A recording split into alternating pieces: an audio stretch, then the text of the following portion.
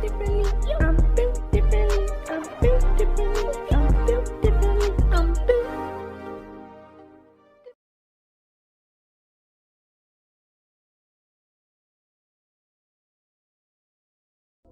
Portaler originates from a competition, Draw Your Own Alien, which basically asks a bunch of kids to make their own alien designs, and then their alien will be included into the game. Now, as you can see, the original design, it's just kind of a circle with a bunch of other shapes around him. He kind of looks like a gay bug, if you ask me. I'm gay. But it was obviously redesigned, and now he kind of looks like a bug turtle thing. But I love it. I really like his design. He even got a redesign from Derek J. Wyatt, who's the art director of Ben 10 Omniverse. And he even appears in 5 years later, the fan-made fanfiction crossover between Ben 10 and Danny Phantom, made by Kuro the Artist, who apparently appreciates this alien, and I do too, so I appreciate his appreciation.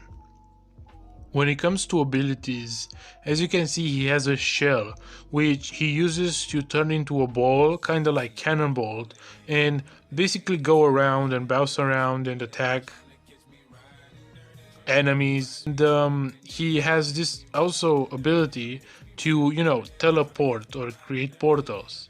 That's why it's called Portaler, Portal, Teleporter. You get it. Like it's a play on words. It's a play on words. Is that how you say it? I don't know how the saying is, but you understand me. He can teleport and he can roll into a ball. He's kind of similar to Sonic, and even the game itself. I mean, the game he originates from is kind of like a Sonic game. So yeah, this one, it's one of my favorites, and I really like him. I really like his design. His powers are interesting, and I like the fact that Ben just got him because he scanned some random pilot dudes, and I like the hat of that pilot dude. But we're not done with this game, because if you look in the corner left of this game, you actually can see that where the lives that you have in the game are counted, there's an alien dude, and it's not Portaler, it's some other dude, meaning that that's another alien. We don't know anything about him, and quite literally he's just a freaking ball that has a face. He looks like a tennis ball. Sorry, no, he doesn't look like a tennis ball or like a baseball or something.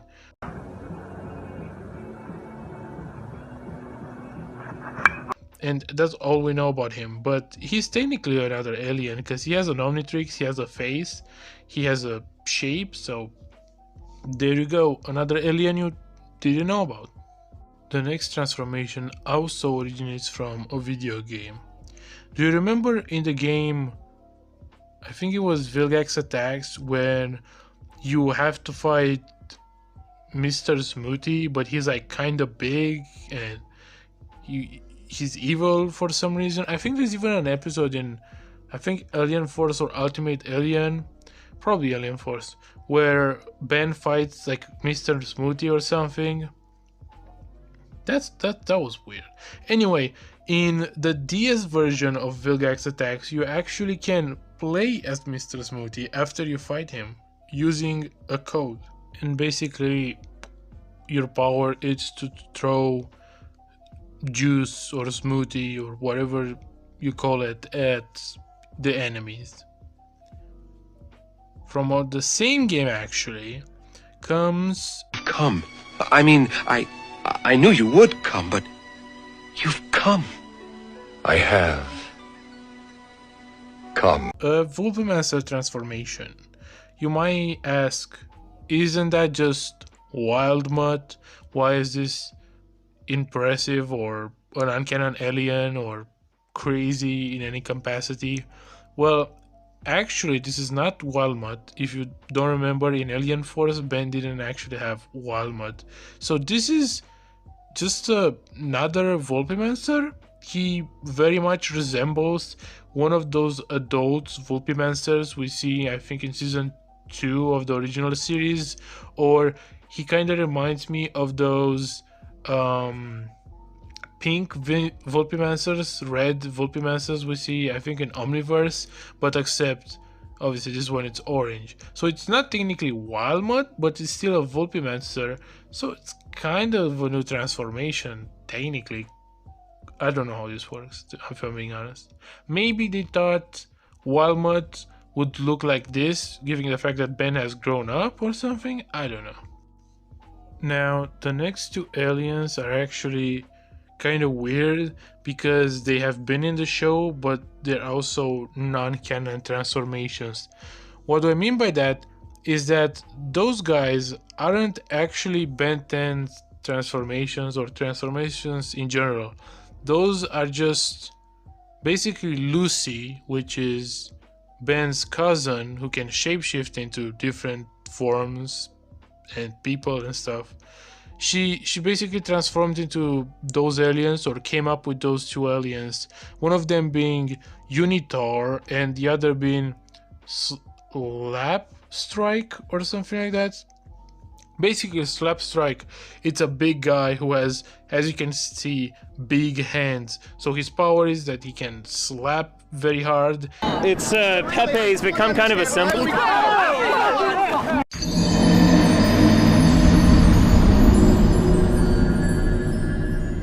And he can create sonic booms by slapping his hands very, very powerfully, I guess. I don't know.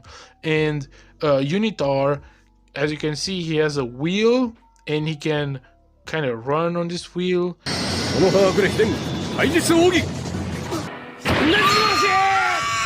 And very fast, and he's fast as freak boy, and he can also shoot projectiles from his corn.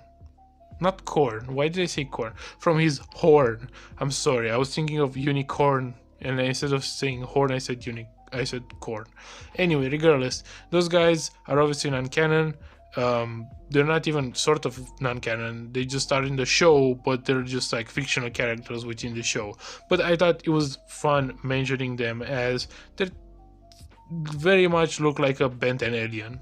In the game Ben 10 Omnitrix Glitch DNA Decode, we see Ben transforming by mistake after his watch glitches into this fusion thing, this fusion alien. He basically has the legs of Stinkfly, reboot Stinkfly, the body of 4 arms, 1 cannonbolt arm, 1 accelerate arm, and 1 hit blast arm. And he has the back plates things that Diamond Head has for some reason. I don't know what that helps with in any capacity, but I guess why would you have Stinkfly legs too? Why wouldn't you have, like, you know, accelerated legs? But I'm not gonna get into that, you know. His head seems to be a 4 arms head with a gray matter eye, and the fact that he's a glitch and that he's a fusion and that this is his design, it's kind of the only things we know about him. We could speculate on the power of this transformation, but the truth is that he's specifically designed to be kinda useless. If you think about it, out of everything he could have gotten from these aliens, he literally got almost the worst parts. Think about it. From Stinkfly, instead of getting wings, he got legs. From Accelerate, instead of getting legs, he got an arm. He got an arm from Cannonbolt, instead of, I don't know, getting the shell or the protection he would need. He got just an eye from Grey Matter when he could have gotten the brain. And what about Diamond Head, who only gave him those plates on his back, which are useless in combat, instead of giving him an arm or something, which would actually help him in combat, you know? Okay, so this is recorded on another mobile phone / microphone or whatever, so I'm gonna sound worse in this part of the video, part of the audio probably, but you know something, fuck you. So yeah, this next alien, it's actually a very interesting alien. He's relatively obscure, but some people might have heard of him or saw pictures of him, screenshots of him, but never really a video. I don't see a video being posted or linked to on any person that mentions this alien. They just show some pictures. But in this video, as you can see, I actually have the video, and the alien is, I think, called Ben Kraken. It's basically Ben's version of the Kraken we encountered in, I think, episode 2 of the original series or something like that. We obviously never see Ben actually having Kraken as his alien, because the Kraken, it's not sapient enough for Ben to scan him and put him in the Omnitrix, or just be in the Omnitrix in the first place. So that was always off the table. But in this one commercial, we actually get to see him being the Kraken, which I think it's pretty cool, because I think the Kraken was an interesting alien, an interesting piece of world building, and I think it's even confirmed that it's not even alien necessarily. It's just a human. Not human, sorry, it's just an earthly creature, which I think it's pretty awesome. And yeah, I find him to be more interesting than Ripjaws, for example. And if we would have had the Kraken like canon in the show, that would have been amazing. So I guess that's all I have to say about him. The powers that he has, if I would have to add anything, is that he can swim, you know, breathe underwater. He's gigantic. Well, Ben's version is not that big because he's only 10 years old. But when he grows up, he would have been like, I don't know, 20 meters tall or something. But yeah, that's about it. This is the Ben Kraken. One alien that nobody really talks about, because this alien doesn't even have concept art or anything. It wasn't even mentioned by some other person of the show. We only know this alien. I mean, it's not even an alien. It's just a potential alien. So basically, originally Ben was supposed to have this bird alien that could do screeching sounds. Wait, no. Sonic screeching or supersonic screeching, something around those lines. Basically, it was a bird with like sound powers. Basically, like, think of something like Echo, for example. I wonder if it was supposed to be instead of Stingfly. But anyway, I'm glad we got Stingfly and Echo instead of this bird. Not to hate on the alien bird, but just a bird is not as interesting as a bug or as Echo, you know? So yeah, it's interesting that we know it's a thing that was supposed to exist. I would love to see a design made by Perkins or Derek J. Wyatt, but other than that, I don't think I have anything else to say about it. If you're a Ben 10 fan, you probably know about Kuro the Artist. He's the person who almost single-handedly revived the Ben 10 fandom through his video about how he believes that Ben 10 can solo Superman, Goku, and almost everyone. While that video was controversial and still is controversial to this day, it really brought back a lot of people who are interested in, you know, power scaling and versus battles and just the Ben 10 franchise from, you know, their nostalgia and stuff. It really brought a lot of people to the Ben 10 franchise. It's what I'm trying to get at, basically.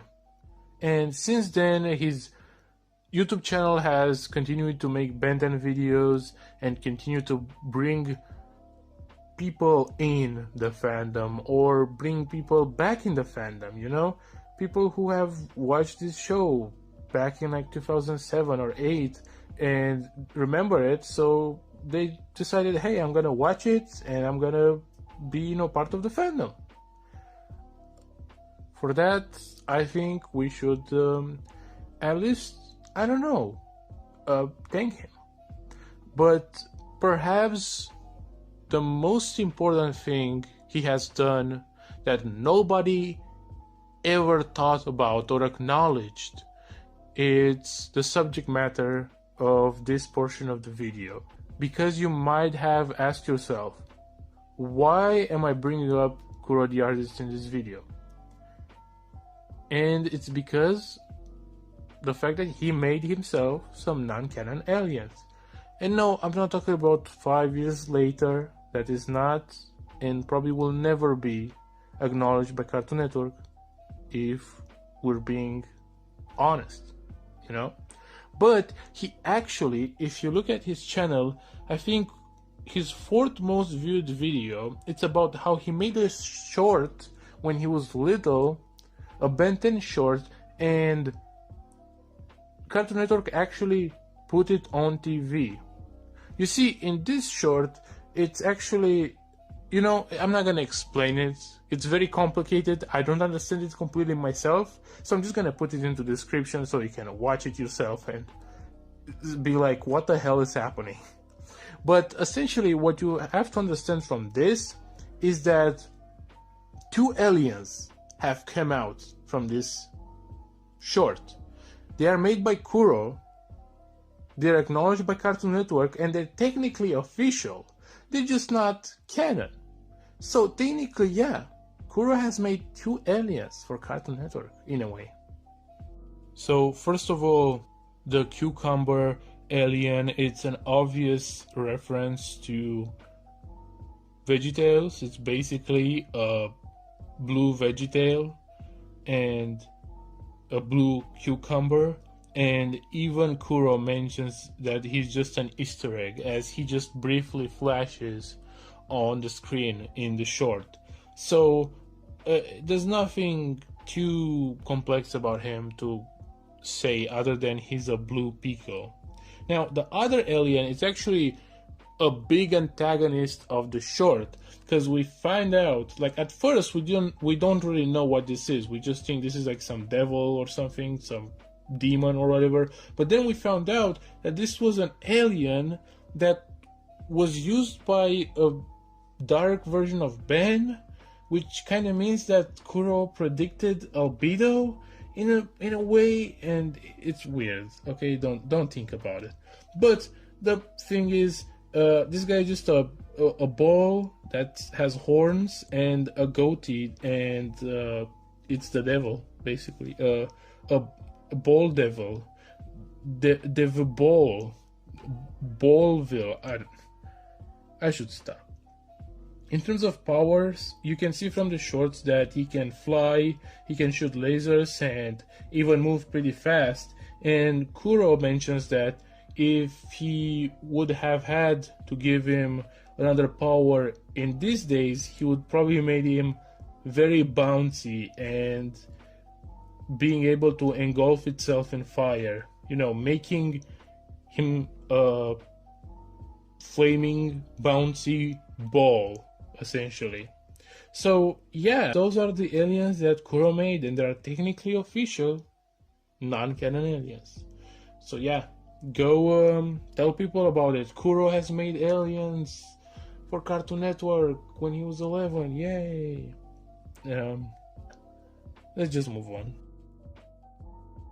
An alien transformation that's, I mean, people don't really talk about it, but do you remember in like Race Against Time that Ben actually kind of transforms into Eon, and that's technically a transformation because in that movie Eon is actually part of an alien race called the Cronians, and they can, I think they can manipulate time or something. That's their power, kind of like a clockwork. They're kind of like a pseudo clockwork. And if you think about it, Maltron, it's really like Eon 2, so it's very weird. But regardless, basically in Race Against Time, Ben transforms into Eon, which is technically a transformation. So yeah, in terms of powers, he can well, he can go through other timelines and travel through time and space and alternate, timelines and stuff. He can throw energy type things at people. I think he throw one at like Diamond Head. Well, that was like Eon, the villain, not the transformation, but he should have the same powers. And that's about it about Eon. He's pretty cool. Also, I want to mention that this is I think the first person. If you look at this PNG, I'm putting on screen probably right now if I'm not lazy.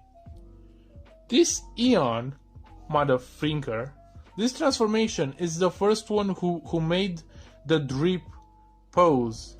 If you remember the Goku drip pose, that when he with the Supreme thing and with the Supreme jacket and stuff, this guy made it like 10 years before it was a thing. Okay, I'm not saying Ben 10 is ahead of its time, but Ben 10 is ahead of its time. Actually, it kind of makes sense because Eon can time travel too, so maybe he saw that, so he further in time, and then he saw this pose and he was like, damn, that's kind of fire, I'm gonna do that, and I'm gonna be cool in like 10 years from now. That actually makes a lot of sense. That's my theory. The next two aliens are actually a package deal, because those are two fusions made by Derek J. Wyatt, which he says that could have very well been in the show if it would continued or something, or if they found a way of putting those two in. Basically, Gravidactyl, it's a fusion of Gravitac and Astrodactyl, and Excelergy, it's a fusion of Accelerate and Energy. Gravidactyl would probably have the powers of flying, obviously, manipulating gravity, and shooting lasers and laser-like things out of its mouth, probably. And when it comes to Excelergy, it would probably just have super speed plus everything energy can do, basically throwing radiation at people with his eyes.